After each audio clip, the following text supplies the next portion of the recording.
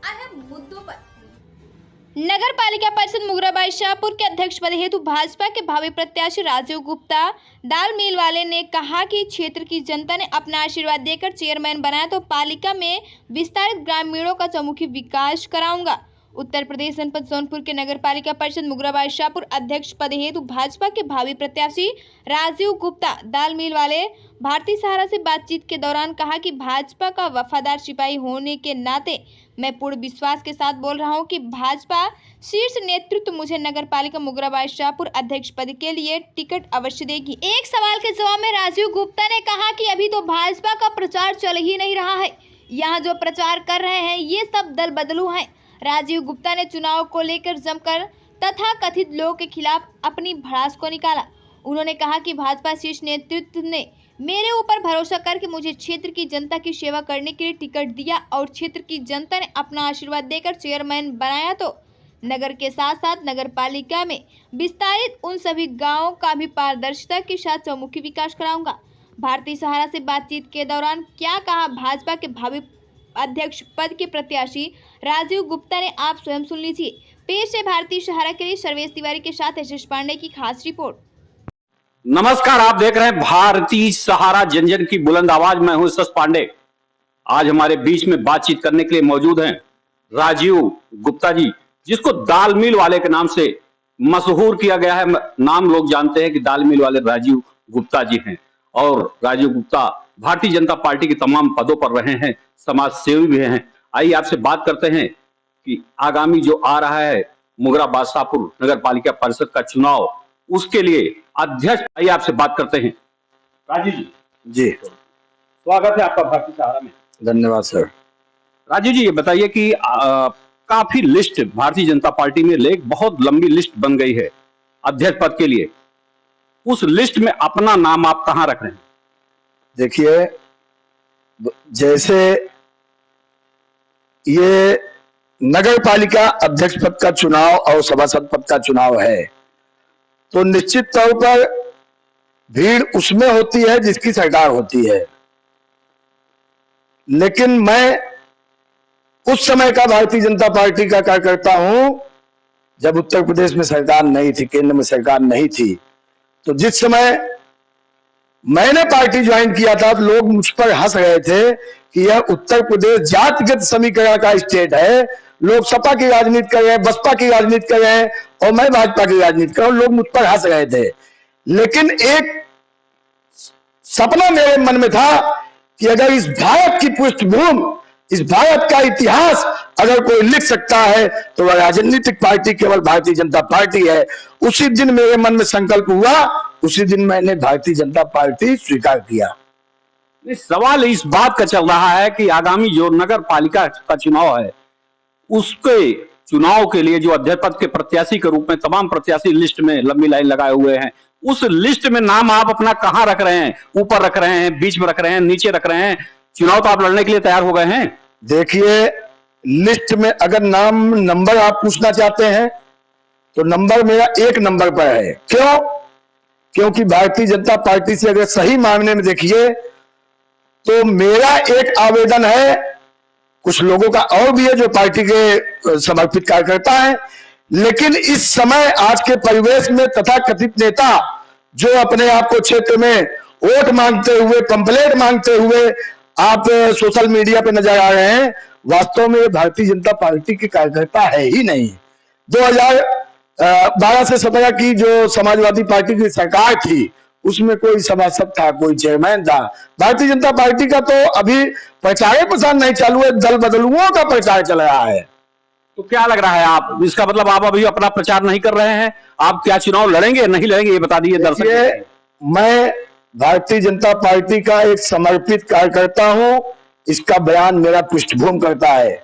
मैं विश्व हिंदू परिषद का जिला सत्संग प्रमुख, लेकिन जब मैंने भारतीय जनता पार्टी में आवेदन किया तो मुझको दायित्व मुक्त किया गया और निश्चित तौर पर के खिलाफ भारतीय जनता पार्टी की उत्तर प्रदेश की सरकार कर रही है, उसमें भू माफिया और गुंडों की जगह की गुंजाइश नहीं है।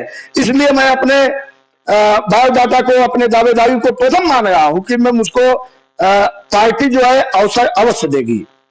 यदि आपको भारतीय जनता पार्टी टिकट दे देती है और आप जनता के बीच में जाते हैं, जनता आपको आशीर्वाद दे करके नगर पालिका में बैठा देती है, तो बैठने के बाद क्षेत्र की जनता के लिए, क्योंकि ग्रामीण क्षेत्र भी जुड़ गया है, सर्वप्रथम कार्य क्या करेंगे? देखिए, सर्वप्रथम नगर पालिका का जो विस्तारीकरण हुआ है, निश्चित तौर पर उन क्षेत्रों में विकास की गति अभी बहुत कमजोर है। ग्रामीणांचल से जुड़ा हुआ था, तो ग्रामीणों में चतुर्मुखी विकास होना है। और निश्चित तौर पर आज के चैनल के माध्यम से आज मैं कहना चाहता हूं, अगर पार्टी ने मुझको अवसर दिया और जनता जनार्दन मुगरा बादशाहपुर की अपना बहुमूल्य मत देकर, अपना आशीर्वाद देकर मुझको विजयी बनाती है, तो नगर पालिका के सभी नए जुड़े और पुराने वार्डों का चतुर्मुखी विकास करते हुए भ्रष्टाचार मुक्त, मेरा तो प्रथम नारा है कि नगर पालिका में दलाली, रिश्वतखोरी, भ्रष्टाचार मुक्त नगर पालिका होगा और किसी भी दलाल के बैठने की गुंजाइश नहीं होगी। जैसे केंद्र सरकार की योजना है, प्रदेश सरकार की योजना है, 2 लाख 2.5 लाख जो भी आवास का आता है, तो लोगों में एक अवधारणा बनी हुई है कि जब 10-20 हजार देंगे तभी पैसा मिलता है। मैं इस आपके चैनल के माध्यम से खुला चैलेंज करता हूं कि केंद्र सरकार और उत्तर प्रदेश की सभी योजनाओं को बिना भ्रष्टाचार, बिना दलाली, बिना रिश्वत के जन जन तक पहुंचाने का मेरा प्रथम लक्ष्य होगा। राजीव जी, ये तो सभी लोग कहते हैं, जब चुनाव आता है तो लंबे लंबे वादे कर लेते हैं, लेकिन जब चुनाव जीत जाते हैं और कुर्सी पर बैठ जाते हैं तो उसी भोली भाली जनता को भूल जाते हैं। बहुत सही सवाल आपने किया कि वादा करते हैं लोग और भूल जाते हैं। तो मैं आपको बता देना चाहता हूं, इस नगर में मैंने व्यापारियों का नेतृत्व लगभग 9 साल तक व्यापार मंडल अध्यक्ष रहते हुए किया है। और जिस समय मैं कोषाध्यक्ष पद पर, उस समय निर्वाचन प्रक्रिया थी, वोटिंग हुआ था, पोलिंग वोट का 70% वोट बतौर कोषाध्यक्ष पद मुझको मिला। और शपथ ग्रहण के दिन मैंने शपथ लिया था कि जब तक व्यापारिक संगठन का नेता होऊंगा, मैं दलाली रिश्वतखोरी नहीं लूंगा। आज मैं ईश्वर को साक्षी मानकर पूरे चैलेंज के साथ ये कहना चाहता हूं कि व्यापारिक नेतृत्व करने के पश्चात 9 साल का जो मेरा सफर रहा है, मैंने 1 रुपया दलाली नहीं लिया है। अगर किसी को हमारी बात का भरोसा ना हो, किसी भी सिद्ध पीठ स्थल पर मैं सौगंध भी खाने के लिए तैयार हूं। इतना किसी के अंदर कलेजा नहीं होगा बोलने का। एक और सवाल चलते चलते, भारतीय जनता पार्टी में लिस्ट को देकर जिस तरीके से लिस्ट बनी हुई है, सब अध्यक्ष पद के प्रत्याशी के रूप में जगह जगह टहल रहे हैं, जिसको आप तो कह रहे हैं तथा कथित आप अपने आप को भारतीय जनता पार्टी का सिपाही मान रहे हैं। तो इसको आप थोड़ा सा बता दीजिए दर्शकों को कि क्या भारतीय जनता पार्टी के आप ही सिपाही हैं, और जो दौड़ रहे हैं मार्केट में, जो जनता के बीच में जा रहे हैं, वोट मांग रहे हैं, वो कौन से लोग? देखिए, ये लोग बगावत की स्थिति नहीं है आपके पार्टी में? बगावत की स्थिति तो एकदम नहीं है, लेकिन स्थिति है भी। दोनों चीज मैं आपको बता रहा हूं।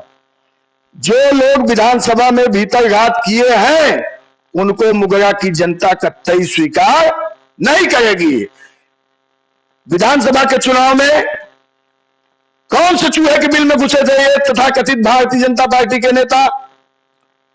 सदन के अंदर जो हमारा नेतृत्व करने वाला होता है, जब उसका चयन, उसका चुनाव आया, तो ये बहुरूपीय किस बिल में घुस गए थे? हम लोग तो पगडंडी खड़ंजा गांव गांव जाके प्रचार किए, लेकिन ये लोग भारतीय जनता, देखिए एक पांडे जी, एक बात मैं बताऊं, ये जो तथाकथित लोग को मैं टिप्पणी पे बोल रहा हूं, आप इनके फेसबुक डीपी और व्हाट्सएप डीपी पे देखेंगे तो किसी के डीपी पे योगी जी हैं, किसी के डीपी पे मोदी जी हैं। लेकिन आपके डीपी पे क्या है? हमारे डीपी पे बहुत बढ़िया सवाल। हमारे डीपी पे भजन सम्राट, अभी हाल ही में अजय शंकर दुबे जी के यहां आए थे, अनूप जलोटा जी, हमारे डीपी में अनूप जलोटा जी हैं।